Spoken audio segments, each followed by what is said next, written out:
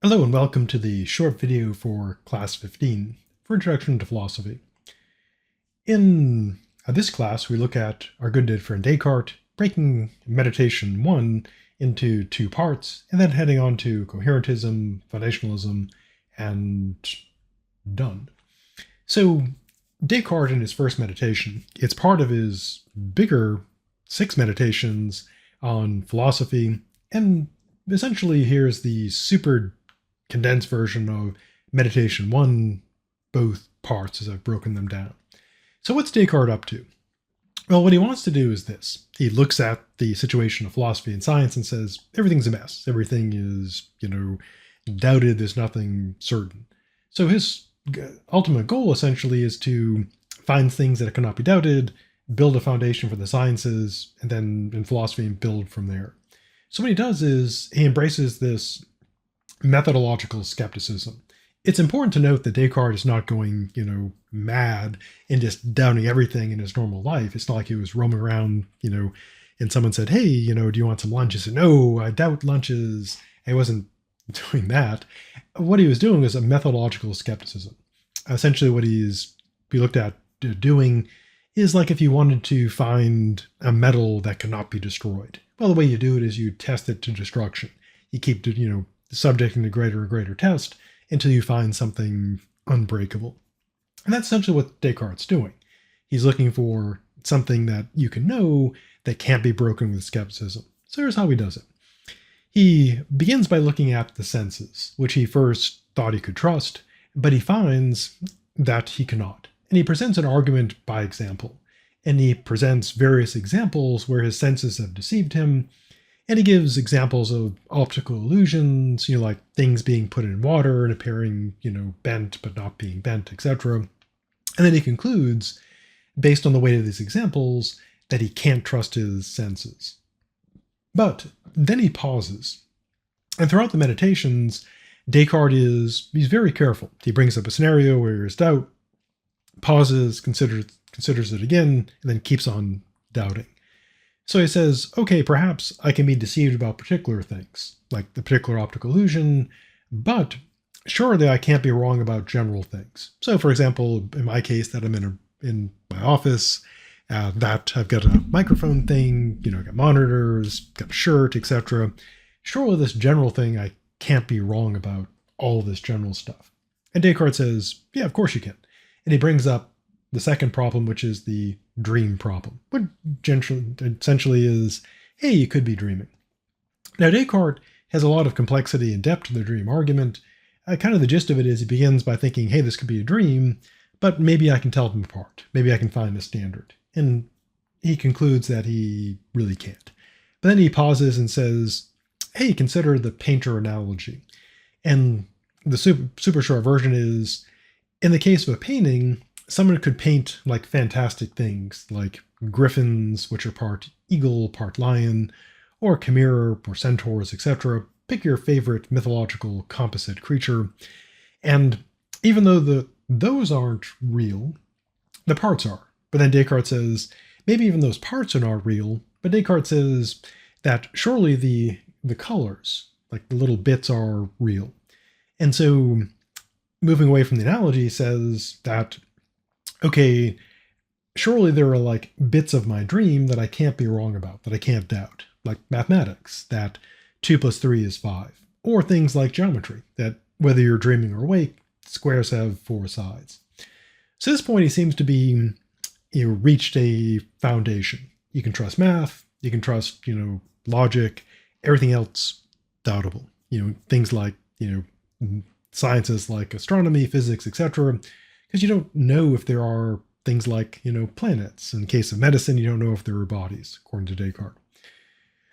But then he falls into more skepticism. So the next step is bringing in God.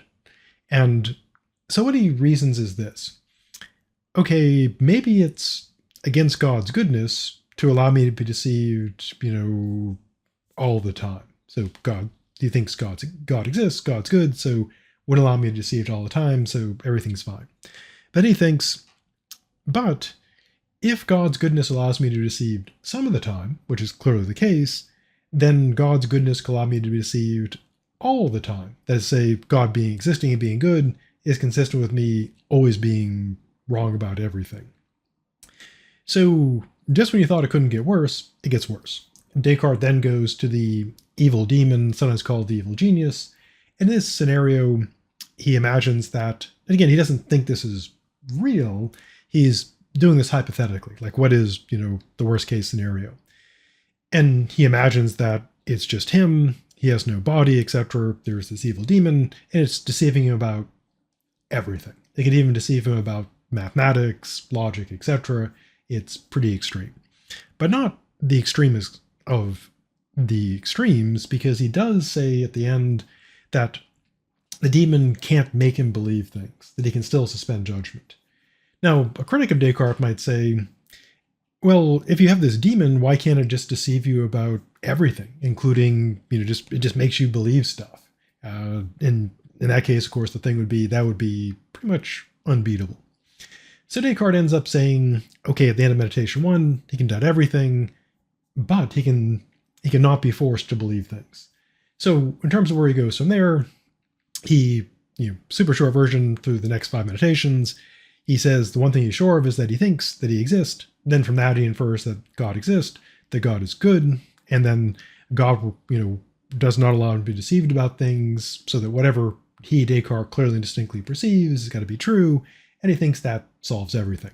But of course it doesn't, as critics have pointed out. Now, before Descartes, and of course after Descartes, philosophers have still tried to address this problem. How do you come up with a way to justify our beliefs so that we can have knowledge? And two of kind of these big camps are what are called coherentism and foundationalism. There's many others. Philosophers just keep cranking out new theories of knowledge with like naturalism, reliabilism, etc. They just keep cranking them out because, publish or perish. So what are these two views? Well, super condensed version because we have the full videos. Foundationalism essentially is what it sounds like. The idea is that, and this is Descartes' view, that there are foundational beliefs that you can't be wrong about, that these would be the knowledge. So in the case of Descartes, he believed you would have these a priori truths, you would just know they're true without any proof or evidence, without any reasoning. And then what you do is you take these a priori truths and plug them into deductive reasoning. Because if you recall back to the ancient days at the start of the semester, deductive reasoning is such that if you have an argument that's deductive and valid, if you put in true premises into a valid argument, you get out a true conclusion. So true claim or true claims put into a valid argument, true conclusion. And then you just keep running this deductive machine. You generate a truth, get more truths, plug in more truth into more valid deductive arguments, and then you keep generating, truths. You build this whole foundation. And kind of the metaphor is like building a pyramid or any building. Solid foundation, then you build it up. And so that's kind of the essence of foundationalism. Now, what's the criticism of foundationalism? So there are lots of criticisms of foundationalism. It's been around a long time. Plato could be considered a type of foundationalist, so people have been criticizing it for literally thousands of years. But the general criticism, generic one, is this. So the idea is that the requirements for what's called classical or Cartesian foundationalism, the requirements are too strict. And to use a kind of analogy, imagine you were, creating a startup company, you're hiring people, and you want the best people. So you set a requirement of at least 3 PhDs, and you want people to be like really able to work around the clock. So you also require, say, being a gold medalist or at least a silver medalist or a copper medalist or bronze, in the marathon. So they have to have 3 PhDs and at least a bronze medal in the marathon. And of course, you're probably not going to get anybody. I mean, if you got somebody, they'd be pretty amazing, but the standards are too high. And so the skeptic points out, the foundationalist, that if you require there be these, beliefs that cannot be doubted, that are certain to be true, they essentially say, so you require certainty for knowledge. And the foundationalist is like, yes. And then the skeptic raises the usual, tactics, criticisms of, well, how do you know these certain beliefs are certain? And if you set the standard as being certain, it's too high. Because if there can be any doubt possible, then that means we don't have knowledge. So some critics have said this kind of plays into the skeptic's hands by setting the requirement too high, that we end up with either very, very little knowledge because the requirement's too high, or perhaps none because the requirement is way too high. And that's kind of the standard criticism among many others, hundreds of other criticisms against foundationalism. Now, to sort of fix that particular the standards are too high problem, what they do is essentially create a variation that's sometimes called moderate or new foundationalism. And the idea is to kind of weaken those requirements. Going back to the job thing, if you're doing a startup and you have these incredibly high requirements, you're like, I can't find anybody that's got all these, all these qualifications. And so what you do, of course, is lower your expectations. And that way you at least get, some things in there. So modern foundationalism essentially is lowered expectations. They allow typically induction to be used, and they don't have that strict, really strict requirements. Now you probably can see the problem right away. If the modern foundationalist allows for induction, the skeptics are just going to say, look at you using an induction. That means it suffers from the problem of induction, which is no matter how true your premises are, if they're all true, and no matter how good your inductive reasoning is, because of the nature of induction, you can always be wrong by definition. That's how inductive arguments work. They give you just probability rather than certainty. So the skeptic can just say, okay, you can always be wrong. And that as a skeptic, that's all I need. That you could be wrong, and you seem to have no knowledge. And so in terms of replying back to that, people, of course, fight this in the journals and so forth. And the fight goes on. Has anybody won? Obviously not. Otherwise, I'd just say, this hero solved epistemology, and so we're done. Now, an alternative view is what's called coherentism. Now, if going with the building metaphors, with foundationalism, it's like you're building here like on Earth. You build a foundation, you put stuff on top of it to be supported by it, and the strength of it depends on the strength of the foundation, the building, etc. Coherentism, to use the metaphor, is like building in space, outer space. Now, if you're in space, away from planets, asteroids, moons, etc., the only thing you have to build on is other stuff. Think of like the International Space Station. You shoot up, if you're building a space station, you shoot something up there, and then you start bolting things together to create that structure. And the structure has no foundation. It's not attached to any, planet. So it is built by bolting the things together. It's essentially coherent, and it's a strong structure if it's, put together well. Another, probably perhaps a better metaphor is, have you ever seen kind of like the clue board often used by, conspiracy theorists in TVs and movies, or serious investigators in TVs and movies, or you have like usually like a board, and they're pinning stuff up there. It could be like pictures, text, etc. And they usually have like strings, running between them. And the idea is that the way it's done is you have all these bits of evidence, and the strings all connect them in a web of like belief and support. And if you have enough of them together, they create a coherent case, which establishes the claim that, say, a particular person is guilty if it's a criminal investigation, or a particular conspiracy is true if it's that type of thing. So it does have some appeal, because when you do things like, again, think of like criminal investigations, where all the clues are put together to form a coherent whole. But what's the weak point of this? Well, the main weak point is that it's coherentism.